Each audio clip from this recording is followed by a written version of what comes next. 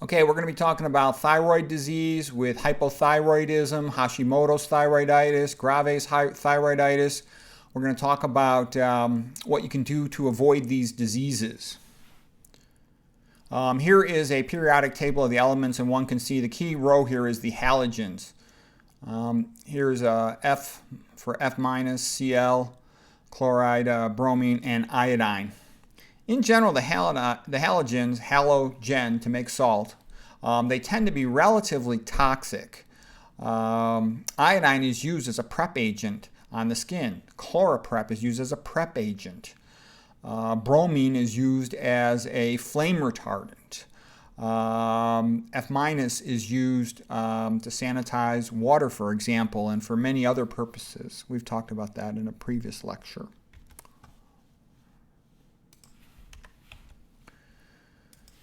Okay, the major questions about hypothyroidism are what causes it. You always want to know what causes a disease. That's the most important thing, because if you know what causes it, then you can ask yourself, can the cause be avoided? Now, sometimes you can't avoid, the fact that you're a male or a female, for example, or the fact that you have some genetic condition. But the genetic diseases are really, really, really rare. There's this exaggerated thing that goes around in common parlance that genetic diseases are common. No, they're super rare. And even when they might increase vulnerability, usually it's a minor increase in vulnerability. I tell you that because believing something is genetic turns a person into a chump. I've seen tons of people with diabetes, hypertension, coronary artery disease say it's just genetic because it's in their family, or their cancer's in their family, and then their diseases really aren't genetic at all. All right, how to figure out what causes your diseases. Go look around at different websites or books or internet, but most books, websites, they stink, okay? They give you generic, wimpy info. A lot of times they're trying to sell a potion or get you to take drugs, so don't fall for that. What you want to look for is there any information that'll really help you. Maximum benefit, minimum risk. Try to get a free opinion from a doctor or a nutrition expert. It's better to get a free opinion if you can than a paid-for opinion if you can. Once you're plugged into the system, there's all kinds of obligations that you probably don't even know anything about. For example, if one doctor sends another patient to another doctor, that's called a referral. And the referral doctor must please the one who sent the referral, or they won't get any more referrals. So there's an obligation there. Also, a formal consultation then requires standard of care. And everybody thinks standard of care is good. Standard of care is the lowest common denominator for unconscious people, alcoholics, cognitive impaired people, all right? You want optimal care, not standard. Sometimes they're the same. A lot of times they're the same. But you always want optimal care. Think about that. Because, for example, I went around watching all these videos on thyroid disease and reading all about it, and almost none of them, literally not a single one, talked about what you could do other than, improve your diet, take this pill. Yeah, improve your diet is good advice, but trust me, you can do a lot better than that. And that's what we're going to try to do here. Type into your computer browser, what is the global distribution of this disease? We're talking about autoimmune diseases, so they're going to be northern, where it's colder, less sunshine, less vitamin D, more meat consumption, more dairy consumption, industrialized areas. That's the classic fit for autoimmune disease. And most thyroid disease is autoimmune disease with regard to hypo and hyperthyroidism. Always ask yourself, what other diseases do the patients get? If they got an increased incidence of other autoimmune diseases, then it's probably an autoimmune disease because they usually go together. Who gets it? Most common group to get autoimmune diseases is women between 25 and 65 years of age. Something to do with their estrogen, I believe, affecting their immune system, like when they're pregnant, because having a baby is like having a transplant. So it has a weird, almost schizophrenic effect, partly suppressive, but on the other hand, in some other ways, it can actually accentuate immune reactions. That's a complex subject, but it's just a fact. Women get more autoimmune diseases. Read about normal function of the thyroid. Always try to understand the organ system that you have a problem in so you can try to improve it.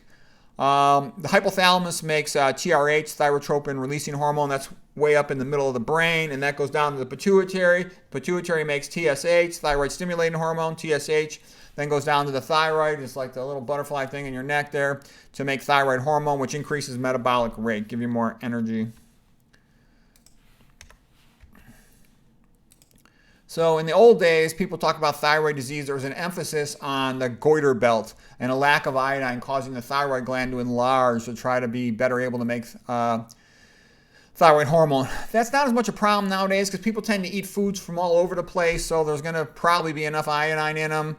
If you've got salt in the house, have it with iodine in there, but don't make sure there's no aluminum in your salt. A lot of times they put aluminum as an anti-caking agent in your salt. Okay, most common cause of hypothyroidism is Hashimoto's, which is autoimmune, and most autoimmune disease thought due to leaky gut. About 90% up to cause the hypothyroidism is Hashimoto's. Typical labs are going to find is high TSH because the thyroid's not able to do its job, so it cranks up the TSH saying, come on, do your job. Low T3 and T4, those are the thyroid hormones. And T4 is almost like a storage form of it that gets made into T3, the more active form. And you can see if those are low, it's what you'd expect with Hashimoto's. Increased TPO, tissue peroxidase autoantibody. It's the most common autoantibody with Hashimoto's, and that's related to the production of thyroid hormone. Also increased thyroglobulin autoantibodies. So those would be characteristic of making a more precise diagnosis of Hashimoto's. Hypothyroidism is about 5 times more common than hyperthyroidism. Graves, most common cause of hyper. It's often treated with radioiodine, which then causes hypothyroid. A lot of patients nowadays, too, are hypothyroid because they had surgery for their thyroid because they had the thyroid resected for thyroid nodules that were cancerous, for example. But, you know, like I said, the smart move is be like Adam and Eve with indoor heating and plumbing and, you know, be a minimalist. Trust me on that one. You think it's no big deal going to the doctor and getting all these tests. It's actually very dangerous. The reason is your doctor wants to help you, but your doctor is obligated to follow a whole bunch of rules and guidelines. And the guidelines always promote do more, do more, do more. And the doctors are all afraid of being sued. So there's going to be a strong tendency to overdiagnose and overtreat. All right? So if you got a real problem, you're not feeling well, go to the doctor. Maybe it'll help you out. But don't go running around looking for every new test in town because you will be diagnosed with a whole bunch of things, which probably will be false positives or exaggerated positives, and you'll get some treatments that have very real consequences. Look at me. I have friends in every field. I don't go for anything. I don't take any pills. I just try to keep myself healthy. What I imitate is the centenarians, and they don't ever go to a doctor. They're 105 with no problems. That's what you want to try to be like one of those centenarians with a good mellow personality, hardworking, energetic, but not hypochondriacs, not at all, okay? McDougall says he believes that in some of the meat foods, like a hot dog, they just grind up the animal like in a blender, and it contains pieces of thyroid proteins, and the person forms autoantibodies to that when they've got leaky gut, and then it cross-reacts, those antibodies to the animal thyroid cross-react to your own thyroid. Okay, some miscellaneous thoughts here. Okay, well, I meant this is supposed to be leaky gut. I mislabeled the slide. I was in a hurry making this lecture here. Here's the point. These are a bunch of things that cause leaky gut. Now, why am I emphasizing this? Because leaky gut is the most common cause of autoimmune disease, and I can't believe it. Go around the internet, watch a whole bunch of videos on thyroid, and you probably won't even see a single one talking about leaky gut. It's the most important thing you can know. This is how you have the chance to potentially cure yourself if you catch it early.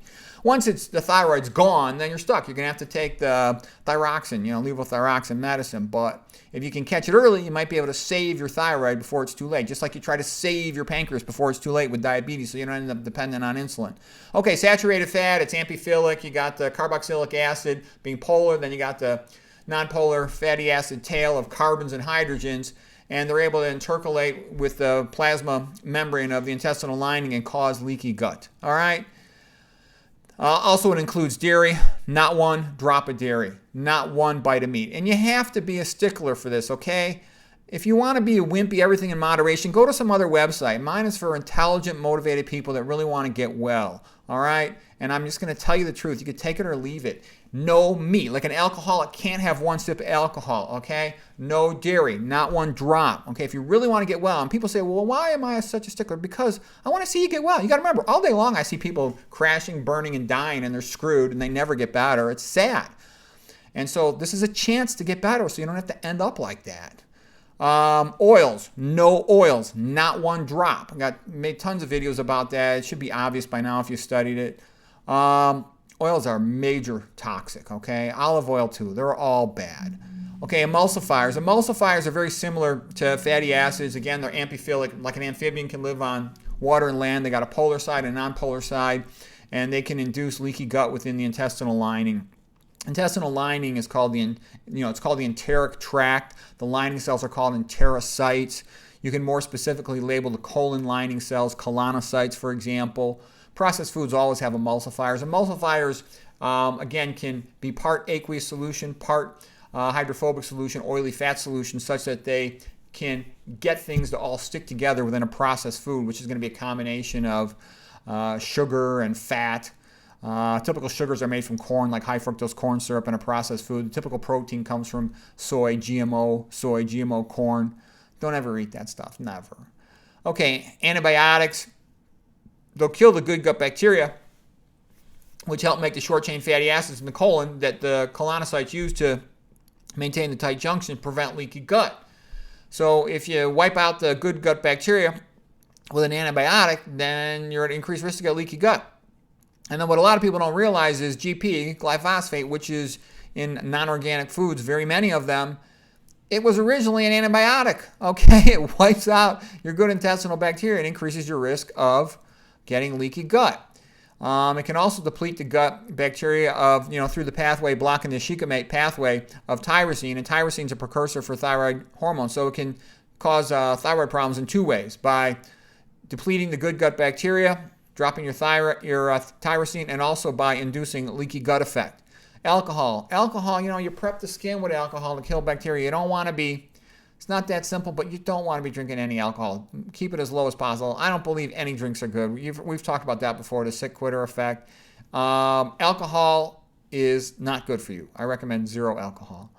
All right, excess sodium. And by the way, just to give you an example of this, when I was young, we all go through young love. I was in love with this girl, and her mom was sick, and her mom had lupus, and she wanted me to try to help her mom, and I didn't know anything when I was a young student. And I just said, go to the expert specialist, which she did, and she had a terrible outcome, a heart attack, a stroke, and she died. And I felt bad because I wasn't able to help her, okay? It wasn't until, decades later I knew enough that I might have been able to help her, okay? So that's how important it is to know this type of stuff. People you care about, you love, will die if you don't know this stuff. And it's easy to learn. This is not, complex stuff, okay? Excess sodium, this is a minor concern, but theoretically it might increase autoimmune disease by accentuating T-cell reactions. That's a minor thing. It's not one of the major players. The major players is the stuff up here. No animal products, no oil, no processed food, no antibiotics to the extent you can avoid them, which especially means avoiding non-organic food. Okay, oral contraceptives, increasing estrogen levels, seems to have a little bit of an effect. Estrogenic chemicals. The big lady who wrote about this, let me show you her book. This is actually quite a good book. Let's see if I can get it in there. Endocrine Disruption and Human Health by Philippa Darby. She's a United Kingdom PhD scientist. She's done a lot of great work on figuring out all these endocrine chemicals. She's the one that did a lot of work to figure out that aluminum and estrogenic preservatives and deodorants were associated with increased risk of breast cancer. So she's good for that. Okay, next slide here. What causes leaky gut going on? Dishwasher soap. Soaps, again, are detergent-like, meaning that they're amphiphilic. Hydrophilic and hydrophobic in the same molecule, and they can pull hydrophobic stuff into aqueous water-like solution. Avoid that stuff. I rinse my dish off when it comes out of the dishwasher, okay? And like I said, I got plenty of people and family and friends who will tease me about all these little idiosyncratic habits, but you know what? I'm aging so much better than them, I just laugh at them. I say, okay, go ahead. If I wanted to be fat and stupid, I would be like you, but I don't, so I'm going to do all my little habits. Okay, non-stick cookware. I don't know how important this is, but there's, F- in there, so it's recommended to avoid that. Most plant-based stuff, we don't need to get into all that now. NSAIDs. Avoid. They tend to increase risk of leaky gut. Lithium and amiodarone are two meds that can sometimes be associated with increased risk of hypothyroidism. High fructose corn syrup can cause leaky gut. I don't remember the exact mechanism. Leaky gums and poor dentition. Yeah, if you have, just like a bacteria, toxic bacteria and protein material can get access to your blood if you have a leaky gut. If you got leaky gums, poor dentition, it can get in there too. So we got separate lectures on how to take care of your teeth. F- is antibacterial. It inhibits a whole bunch of things. It inhibits enolase enzyme in glycolysis. It inhibits 3 different enzymes in Krebs cycle. It inhibits The electron transport oxidative phosphorylation pathway, you don't want it there. Okay, you don't want it in your water. You can remove it with reverse osmosis. Best option is to go to a place where you got well water with no fracking in the area. Test the water first. That's the best you're going to do. And I also like a whole house carbon filter. Get the chlorine out too. They're both halogens. So I would like those removed if possible.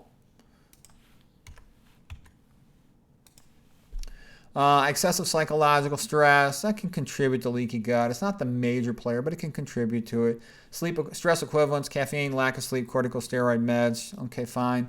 Gluten problems, avoid the modern wheat. I know ancestrally wheat was a major, good starch, but nowadays it's processed and there's a lot of variants of it that have been modified. I don't know exactly how, but you don't need it. I used to eat bread, but I don't eat bread anymore because I went to the grocery store, including the grocery stores that put bread in the refrigerator, which tend to be better breads, but they still stink. They all had oil in them or MSG. Most of them had MSG and oil plus a whole bunch of other things. Most of the bread should automatically be disqualified because you just see them. They can sit there for years. You look at their expiration date on the package. It'll be like a year later. You don't want any of that, okay? So you might have to be gluten-free. It's kind of easy to be gluten-free, though, if you're a vegan because, oats and quinoa are grains that can be very low or absent for gluten. So look into that. Forget about the phosphoric acid and carbonated beverages. You don't want those. Amalgams. I've heard different people say that mercury Hg is significant. Hot liquids might melt some off the top. I don't know if that's really true, but I've heard that. I've heard chewing hard foods might cause a little bit to dislodge from there. Again, I don't know for sure if that's true, but do I avoid both those things? I don't drink anything hot because I don't like hot stuff. I'm talking about temperature, not spiciness. And I don't like necessarily chewing them, even though I used to eat carrots. I don't eat them anymore, but I still think they're great food. What about the claim that Hg can decrease iodine uptake into the thyroid? Oh, there's some claims that it can do that. Other spots for Hg, hair dyes will sometimes contain them, thimerosal and contact lenses, for example. Titanium dioxide, I've heard different things about that. I'm not sure. If I was at risk for an autoimmune disease, I would avoid it, though. I avoid it anyways, but artificial sweeteners are thought to also increase a risk of problem. Tea maybe concentrates F-. Colon cleanse enema, I heard some people do that. I don't know. That doesn't sound like such a great idea to me. You're going to lose all your good gut bacteria. It might have taken you a while to get them. You can get them right back, just eat healthy food, but I don't know. I never was too enthusiastic about that kind of stuff. Avoid soy. It's goitrogenic, certainly in animals, and there's some experts who say it's not that big of a deal in humans, but if you're trying to get better, I would say why take a chance? I would avoid it. I got two other lectures on that subject. Cruciferous vegetables, a lot of experts say it's no big deal. You could eat them. It was a little bit of an iodine competition for absorption thing in the gut, and it's a minor thing. So it probably is a minor thing. Cruciferous vegetables, because they've got a cross-shaped leaves on them. That's why they're called that. These are kind of like minor issues in this whole game of preventing leaky gut. Avoid bromine. And that's, for example, like for any physicians out there, if you need to wear a blue surgical gown because you're working in the operating room with cautery, great, fine. But if you're just doing some minor bedside procedure like stitch removal, I would choose some gown that's not going to have the bromine flame retardants on it like the blue ones, a yellow gown, a white gown, something that, why expose yourself to bromine for no reason? All right, head trauma associated with increased risk of pituitary hypothyroidism. Pretty rare, but that could happen. Okay, rationale and hope. There are a lot of people who have resolved their autoimmune disease. You go to drmcdougall.com site, it'll give you tons of testimonials. Kempner used to write about his patients with autoimmune disease who got better, especially he wrote a paper, I remember it, on psoriasis. Stari Stanchek, she's a lady doctor, feisty lady who at first felt consigned to a lifetime of powerful medications, and then she started studying MS and she realized, gee, in the twin studies, they don't usually both get it. It's not genetic, okay? Diet is a huge component. It's not primarily genetic. Roy Swank, I saw the Norway patients in the dairy areas having much worse MS, so he put his patients on no dairy and lowered their fat intakes, and he's got the best results of anyone in the world, by far, from dietary approach to multiple sclerosis. At 34 years, 95% of his patients were intact for ADLs, activities of daily living. That's extraordinary, by the way. Get your sunshine. You always get the sunshine. That's better than taking any pill for your vitamin D.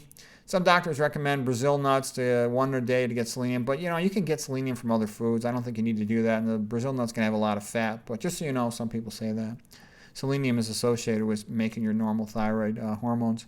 Typical treatment for hypothyroid patient is will end up taking levothyroxine, synthetic T4 hormone, and which can get made into T3 automatically. Be careful with these seaweeds because a lot of them might have contaminants. If you're trying to look for an iodine source, just be careful that you pick one that's not going to have a bunch of contaminants if you have to go down that route, if it's even necessary. Okay, so here's just a couple of references. This book's about GP. So anyways, hope that was helpful.